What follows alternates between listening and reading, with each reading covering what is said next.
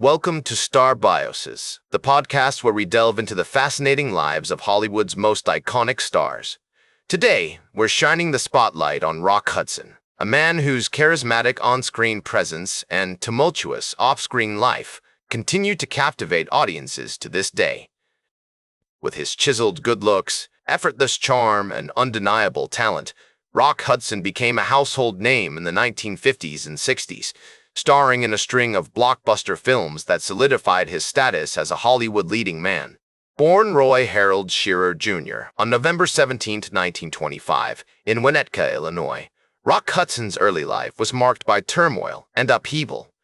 His parents' divorce when he was just 4 years old left his mother to raise him and his younger sister, June, on her own.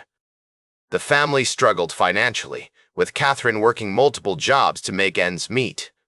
The sound of her typing away on the typewriter in their small apartment, trying to make a living as a freelance writer, would stay with Rock Hudson throughout his life. Eventually, Catherine remarried, and her new husband, Wallace Fitzgerald, adopted Roy and his sister. Growing up during the Great Depression, Rock Hudson's childhood was far from idyllic. His stepfather, Wallace, was a strict disciplinarian who ruled the household with an iron fist, often meting out harsh punishments for minor infractions. Despite these challenges, Rock Hudson's mother encouraged his early interest in the arts, particularly music and drama. She took him to see vaudeville shows at the local theater, where he was mesmerized by the performer's charisma and stage presence. At New Trier High School, he developed a passion for acting, appearing in several school plays and musicals. The historical context of Rock Hudson's early years is fascinating, with the United States still reeling from the economic devastation of the Great Depression. The rise of Hollywood's golden age was in full swing, with stars like Clark Gable, Bette Davis, and Cary Grant dominating the silver screen. For a young man like Rock Hudson who dreamed of becoming an actor, the allure of Hollywood must have been almost irresistible.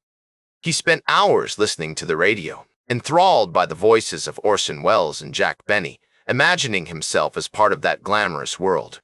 As a teenager, Rock Hudson worked odd jobs to support his family, including stints as a mail carrier, grocery store clerk, and truck driver. But it was during his time at New Trier High School that he began to hone his craft, studying drama under the guidance of his teacher, Don Majors. Majors recognized Rock Hudson's talent and encouraged him to pursue a career in acting, even helping him land a small role in a local theater production. After graduating from high school in 1943, Rock Hudson enlisted in the United States Navy, serving during World War II as an aircraft mechanic at the Naval Air Station in Corpus Christi, Texas. This period had a profound impact on his development, both personally and professionally. The discipline and camaraderie he experienced during his time in the service would later influence his approach to acting, shaping his sense of self and purpose. Upon his discharge from the Navy in 1946, Rock Hudson returned to Illinois and began to pursue his dream of becoming an actor in earnest. He enrolled in a drama course at the prestigious Pasadena Playhouse in California, where he studied alongside other future stars, including Paul Newman and James Dean. Under the tutelage of instructors like Florence Swimley, who had worked with legends like Marlon Brando and Montgomery Clift, Rock Hudson developed his unique style and technique. During his time at the Playhouse, Rock Hudson appeared in numerous stage productions, including a memorable performance as Stanley Kowalski in A Streetcar Named Desire. His portrayal of the brooding, troubled Kowalski earned him critical acclaim and caught the attention of talent scouts from major film studios. It was only a matter of time before he would make his way to Hollywood, where he would become one of the most beloved and enduring stars of his generation. Though his journey to stardom was marked by both triumph and tragedy, including struggles with his sexuality, experiences during the Red Scare, and his eventual diagnosis with AIDS, which would ultimately claim his life on October 2, 1985, Rock Hudson's legacy continues to captivate audiences today. In 1950, Hudson landed a contract with Universal Studios under the guidance of studio executive Raoul Walsh, honing his craft in a string of films that showcased his versatility as an actor. One of his earliest successes came with the 1952 film Bend of the River, starring alongside Arthur Kennedy and Julia Adams, where Hudson's charismatic performance caught the attention of critics and audiences alike against the stunning backdrop of the Oregon wilderness. The following year, Hudson appeared in the epic historical drama, The Desert Hawk, playing the title role of Captain Rashid, a performance praised for its nuance and depth, despite the film receiving mixed reviews. As he worked with prominent directors like George Cukor and Douglas Sirk, his star continued to rise. His collaboration with Sirk on the 1954 film Taza, Son of Cochise, proved particularly fruitful, with Hudson delivering a powerful performance as the titular character, bringing gravitas to the role of the Apache leader. One of the most significant events in Hudson's career came in 1955, with his starring role alongside Jane Wyman in the romantic drama All That Heaven Allows, directed by Douglas Sirk. The film explored social class and forbidden love, resonating deeply with audiences and remaining one of Hudson's most beloved films. He recalled being drawn to the role because of its complexity and depth, seeing it as a chance to show the world he was more than just a handsome face.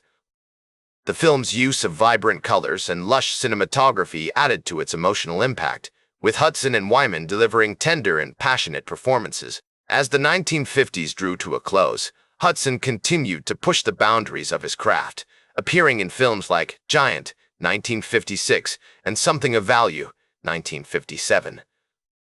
His performance in Giant, alongside Elizabeth Taylor and James Dean, earned him critical acclaim and cemented his status as one of Hollywood's leading men. The film was a landmark moment in American cinema, exploring racism, prejudice, and social justice, with Hudson bringing quiet intensity to his role as Jordan Bick, Benedict, a wealthy rancher struggling to come to terms with the changing world. Throughout the late 1950s and early 1960s, Hudson remained at the forefront of Hollywood, starring in romantic comedies like Pillow Talk, 1959, and Lover Come Back, 1961, alongside Doris Day. These films showcased his ability to play light-hearted, charming roles, with his on-screen chemistry with Day becoming one of the most iconic partnerships of the era. As Hudson navigated the complexities of his personal life, including his struggles with his identity and health, he continued to captivate audiences with his wit and charm. Hudson's filmography expanded with roles in Come September, 1961, Send Me No Flowers, 1964, and Man's Favorite Sport, 1964, directed by Howard Hawks, demonstrating his versatility as an actor. With his dashing good looks and charismatic on-screen presence, Hudson had become one of the most beloved stars of Hollywood's golden age, a true icon of the silver screen. In addition to his film work, Hudson was known for his philanthropic efforts, particularly in HIV/AIDS research. In 1984, he became one of the first major celebrities to publicly disclose his diagnosis, helping raise awareness and reduce stigma around the issue. His courage and generosity inspired countless others, with his legacy continuing to inspire new generations of actors, activists, and advocates. Hudson's courage in the face of adversity inspired countless others, and his legacy extends far beyond his impressive filmography. As he once said, "I'm just a simple guy who got very lucky," but his humility belies the profound impact he had on the world. His health began to decline rapidly in 1985, and he passed away on October 2nd of that year, at the age of 59, surrounded by his loved ones at his Beverly Hills home. The film community and beyond mourned his loss, remembering his talent, generosity, and bravery. The circumstances of his passing also served as a catalyst for increased awareness and funding for HIV/AIDS research, with many of his friends and colleagues continuing his work in this area. Notably, his friend and co-star, Elizabeth Taylor, became a prominent advocate for HIV/AIDS research, founding the Elizabeth Taylor AIDS Foundation in 1991. Today, Rock Hudson is remembered as a true Hollywood legend, a talented actor who brought joy and excitement to audiences around the world through his films. With a career spanning over 3 decades, he appeared in over 70 films, including classics like All That Heaven Allows, Written on the Wind, and Ice Station Zebra. Hudson's character was marked by a unique blend of vulnerability and resilience, as he navigated the challenges of his personal and professional life with courage and determination. Throughout his career, he demonstrated a commitment to his craft, always striving to push himself and explore new roles and genres.